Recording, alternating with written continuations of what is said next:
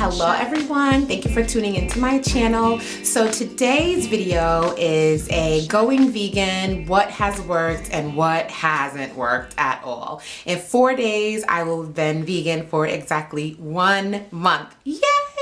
I'm so excited, and in this month there's been a lot of things I've learned. It's been a short period of time, but boy, when you go from not eating meat, things do happen kind of quickly because I went all in. So let's get started.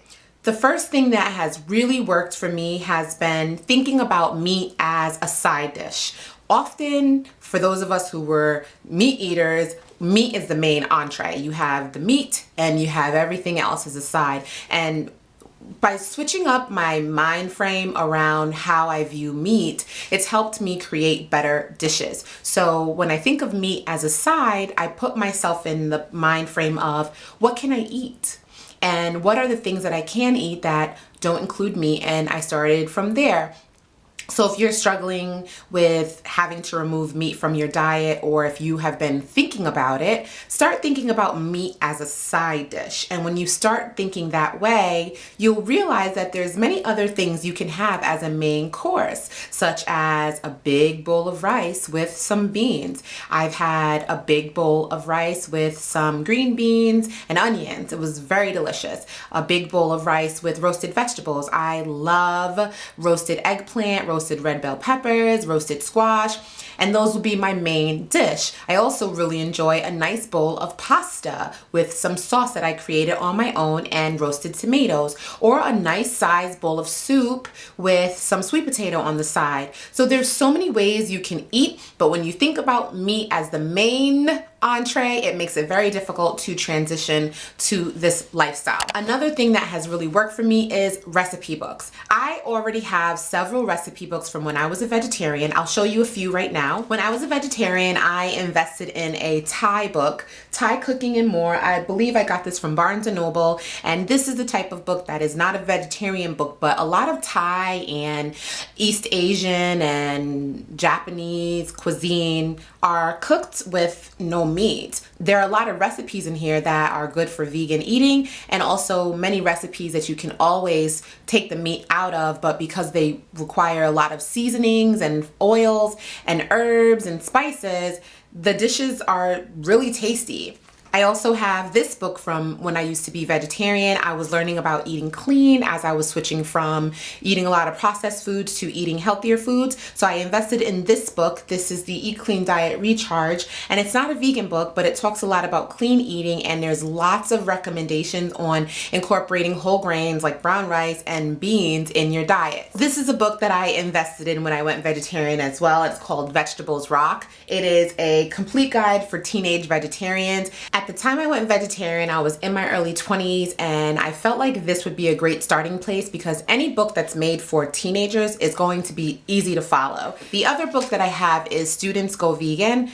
When I went vegetarian, I was a student, and like I said, I was in my early 20s. I thought that this would be a great book for me as a vegetarian, even though I wasn't going vegan, because vegan dishes can be eaten by vegetarians, and I wanted to try some new recipes. I actually went on Barnes & Noble, and whenever you look at a book, they have new and used options, and I decided to get some books used. This was actually recommended to me by someone who's been watching my recent vegan videos, and it's called Eat Vegan Before 6, to lose weight and restore your health for good. So I'm not going to be vegan only at a certain part of the day, but it was very affordable on sale. I think it was less than $5, and since it was recommended, I figured it would be a great investment because there's going to be a lot of information and education on going vegan. And I have a few other books that I'm waiting to arrive, such as Afro Vegan. But essentially why having a recipe book is going to be good for you is you've probably never been vegan before, and you might not have the best eating habits. I don't have these family recipes being passed down to me from generation to generation, so a recipe book is going to be the best way for me to learn how to cook all over again. The third thing that has really worked for me is having a rice cooker. My family traditionally always has a rice cooker. My mom has one, my dad has one, my sisters, my brothers, everyone has a rice cooker because we make a lot of rice. Just like the Chinese restaurants have a rice cooker there, we have a rice cooker in our homes. having a rice cooker has always been a great investment for me, and I've always upgraded as time has gone on. I used to have a very small one when it was just me and I was a single woman, and now with the family of 4, we have a very big one. And when you're vegan, you eat a lot of rice, so eating whole grains and making rice on a daily basis is just not going to work for me. In the morning when I'm getting the kids ready for school, it takes 3 minutes to set it up, turn it on, and then it just cooks. It stays warm for the entire day, or you can turn it off. You can do it in between any window of time you have so that you don't have to go and stand by the stove cooking rice. And brown rice is not always the easiest to cook. Sometimes it's really crunchy, the texture can be a little off, and a rice cooker with a brown rice button is like an absolute necessity. And if your rice cooker doesn't have a brown rice button, just add a little bit more water than you normally would for the same amount of white rice. So the fourth thing that has worked for me is cooking in bulk. At first I was cooking smaller meals that would be enough just for me because I wanted to taste them out. But now that the entire family is vegan, it's very helpful to make a large amount of anything. If I'm making roasted veggies, make a lot of it. If I'm making a bean dish, or if I'm making pasta, or even if I'm making something like a green smoothie, instead of just making a single portion, I make a lot of it. That way my family can eat not only just the day that I make it, not even just the next day that I make it, but we can get at least 3 to 4 days out of it. If you're a single person thinking about going vegan, you might not want to make as much as I do, but it's great for you to make enough to last you a couple of days. So don't make an entire 8 cups of rice, but maybe make 2. And if 2 cups of rice lasts you about 3 days, then you know every 3 days you can make more rice, or you can make 3 cups of rice and see how far that will get you, and just basically take it from there. Don't make things one at a time, because when you get in those moments where you're really hungry or you had a busy day, what are you gonna do? You're gonna stand there and cook rice? Are you gonna boil pasta and make a sauce? It may take a long time for these things to cook. Meanwhile, you're really hungry, and when you get hungry, cravings kick in. And when cravings kick in, you don't always make the best choices. And trust me, it's not just about going back and eating meat that you have to worry about. You can be an unhealthy vegan who's always snacking on cookies and potato chips because they're vegan. The 5th thing that has really helped me is not eating out. There's a meeting that I have typically on Tuesdays or Thursdays, and every time I have that meeting, I would have to travel back home, and I found myself going to get something to eat because I was really tired. Also on Fridays, a habit that we have is going to IHOP as a family, and we've had to eliminate those things. So it's not been a long time, but not going out to eat has really helped with us being vegan. My husband has been packing more lunches for him to go to work, and that really helps. So not going out to eat keeps you from feeling frustrated, because if you think of any major fast food restaurant that you would go to, vegan options are few and far in between. Unless you want to eat French fries or a potato or a salad, there's really not many things you can have as a vegan, because most things will require you to have some meat in them, or they're made with animal byproducts like mayonnaise, like cheese, like eggs. And you sometimes don't even think about it, but there's nothing at IHOP that we can eat anymore, because they have pancakes made with eggs and milk and omelets made with eggs and cheese. So we can't go there anymore. And I loved me a number 6 at Wendy's, but obviously I'm not eating chicken anymore. So instead of dealing with the stress of trying to go to one of these places that I used to go to and try to make it vegan,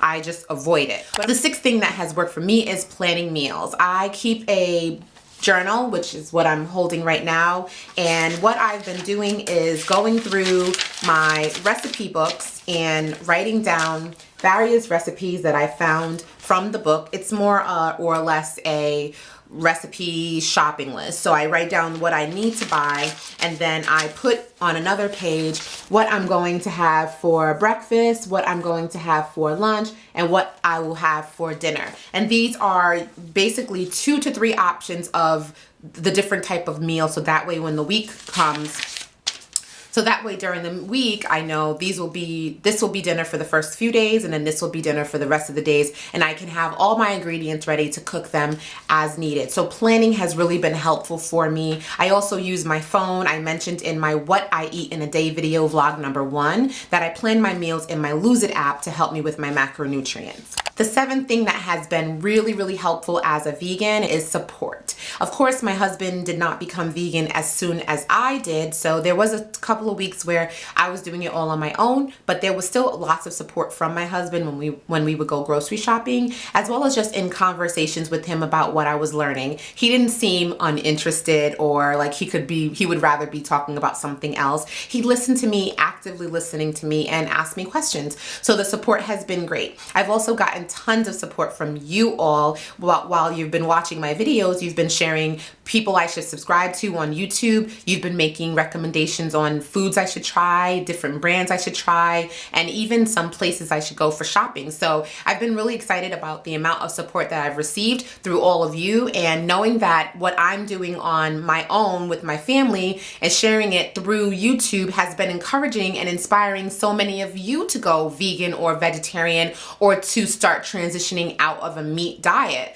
It's been really, really awesome to see what my journey is doing for everyone else. And the 8th thing that has worked for me as a vegan is really watching a lot of YouTube videos by other vegans. I've been watching several YouTube channels to get recipes. Of course, I have tons of recipe books, but it's always nice to see someone cook a recipe, see what they're doing and what it looks like at the end. In a book, you really don't always get that visual. And watching other YouTubers who are vegan, watching their What I Eat in a Day videos have given me a better understanding of how to kind of create my meals, how to space out my meals, and also different quantities. I see a lot of YouTubers eating a good amount of protein and adding supplemental things like nuts and berries, and even things like hemp seeds and chia seeds and flax seeds, which are all things that I currently have, but I would have never thought to use a half a cup of chia seeds in a recipe. I always use just like a tablespoon or so. And for hemp hearts, that was something that I purchased from the grocery store. I had never heard of hemp seeds, and using 3 tablespoons of hemp seeds gives you 10 grams of protein. Who would have thought about that? Once again, always thinking about meat and thinking about protein, not realizing that a cup of black beans that you all saw me eat in my What I Eat in a Day vlog 2 has 15 grams of protein. So that's like eating a small chicken breast. Or, you know, it's just weird because you don't always consider how much protein is in things, but when you start watching other vegans who are very knowledgeable and experienced talk about it, it really helps you. And another YouTuber that I've been watching, her name is Brown Vegan. She's a mom with 2 boys, and watching how she has transitioned her children from eating meat to not eating meat, and they're not babies like my babies, is really helpful because in a few years I'll have to make lunch boxes for my kids, and now I'll know what to really add and incorporate because I have so many resources. Let's move into what has not worked for me at all. So I just said watching other YouTubers is one of the things that I think has really worked for me, but eating like other vegans has not worked for me. I will see vegans make videos where they eat an entire bag of oranges for breakfast, or they'll eat like 6 bananas in a smoothie for breakfast, or they'll like kill like 2 papaya or a whole watermelon, and I am just not going to ever be that vegan. What I will say from watching those videos is I have a better relationship with fruit, because I used to really just have like an apple or just have like a banana, and now I feel a little bit more confident that, you know, if after I have an apple, if I'm not feeling satisfied, it's okay to have another apple. That's where it's put me in. And if I do decide I'm going to have a watermelon, I don't need to chop down my watermelon and eat it slowly over, you know, the next couple of days. If I want to eat half of it at that given time, I can, and that's okay. And I think that's what I've been learning. I've also have not been really afraid of rice and pasta. We all know a lot about the taboo of carbohydrates, and I've noticed that I can eat those things now and it's not really affecting me negatively like like how it used to. So removing the calories from the meat and incorporating those in the whole grain. Because remember,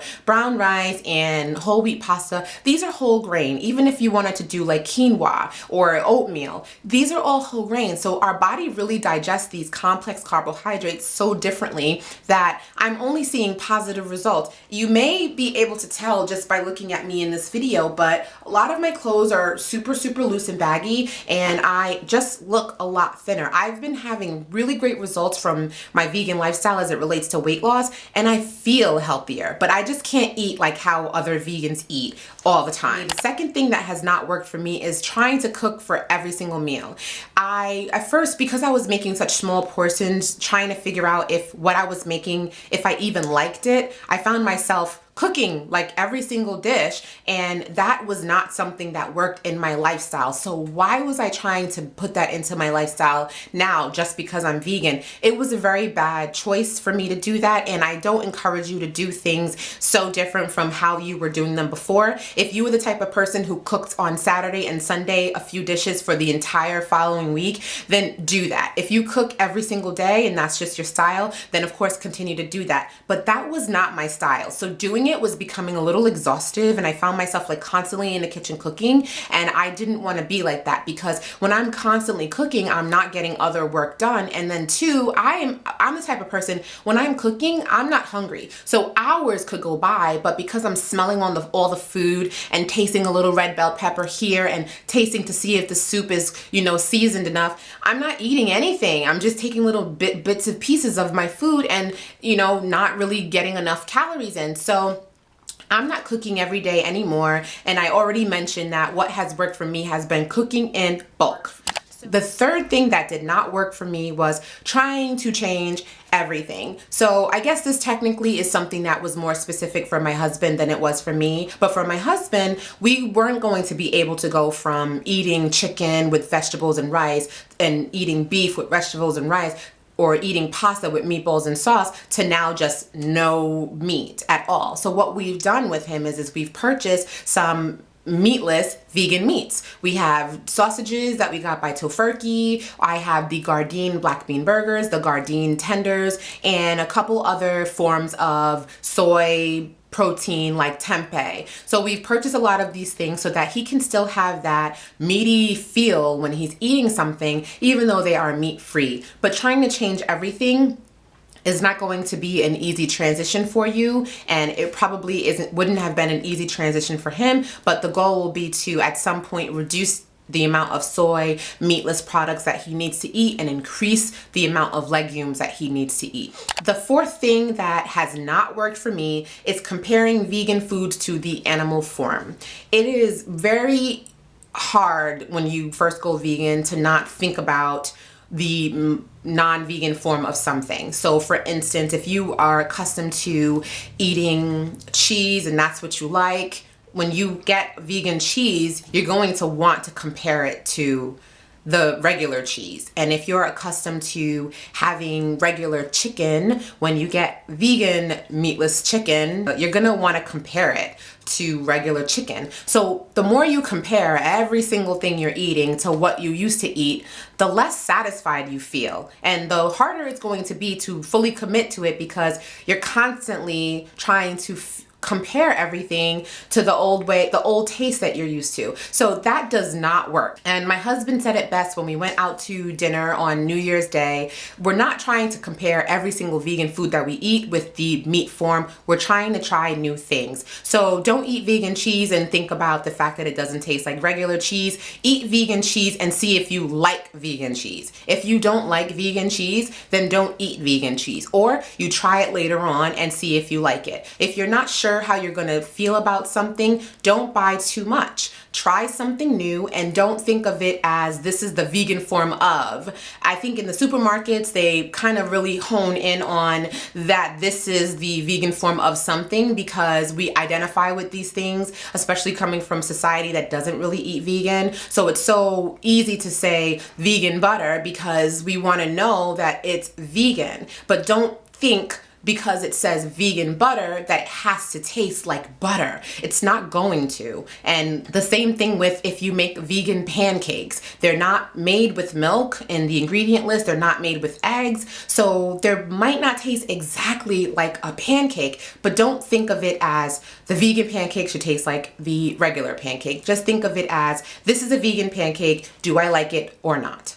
And the fifth thing that has not worked for me as a vegan is thinking about everything I can't eat instead of thinking about everything I can. You will stress yourself out if you start to do that. And at the very beginning, I was like, okay, I can't eat the pancakes. I can't eat an omelet. I can't eat pizza. I can't eat my favorite dish anymore. I can't eat that. I started to do that. I'm telling you, don't do that. Stop thinking about what you can't eat and start thinking about what you can. Yes, I can have pizza. They make pizza without cheese, or I can have pizza with vegan cheese. Yes, I can have pancakes. I just can't have the Aunt Jemima pancakes. I need to find a recipe where I make my own pancakes using flour and things like that, or I can get a box of vegan pancake mix. I can have a lot of beans if I want to help me feel satisfied, and not just satisfied, but beans actually taste really good. And yes, I can have cake. I can have vegan cake. Yes, I can have cookies. There are vegan cookies. Everyone's been telling me Oreos are a vegan cookie. I purchased the Lucy's Cinnamon Thins. Those are a vegan cookie, and there are a lot of other vegan variety of snack food if that's what you like. Yes, I can have a vegan mozzarella stick. Yes, I can have a vegan black bean burger. I can buy it or I can make it myself. Yes, I can have chicken tenders, and if I want a chicken wrap, I can make a vegan chicken wrap. I can have pretty much anything that I wanted before, just making it vegan. And if I have a taste for a flavor, sometimes it's not even the meat. If you don't season meat, it tastes like nothing. So if you season certain vegetables or certain tofus and other forms of soy protein with those same exact seasonings, they will actually mimic the flavor of whatever it is that you're used to eating. The texture, of course, will be a little bit off because meat has a quality and a harshness to it that tofu just does not. But they make firm tofu, so when you bite into it, it actually has kind of a similar texture. And when I had seitan as a meatball, it wasn't that rough ground beef texture on the inside, but it tasted like a meatball. So stop thinking about what you can't eat and start thinking about everything you can eat. And these are the things that absolutely have worked for me in the last month of being a vegan and absolutely have not worked for me in the last month of being a vegan. I really do hope this video was helpful to you, especially if you are newly vegan like myself, or you've been vegetarian and kind of thinking about it, or you are neither and you're kind of questioning taking meat out of your lifestyle. Let me know if you have any other tips to add in the comment section. Of course, please like this video, subscribe to my channel, share this video, and as always, I love you for watching. Bye.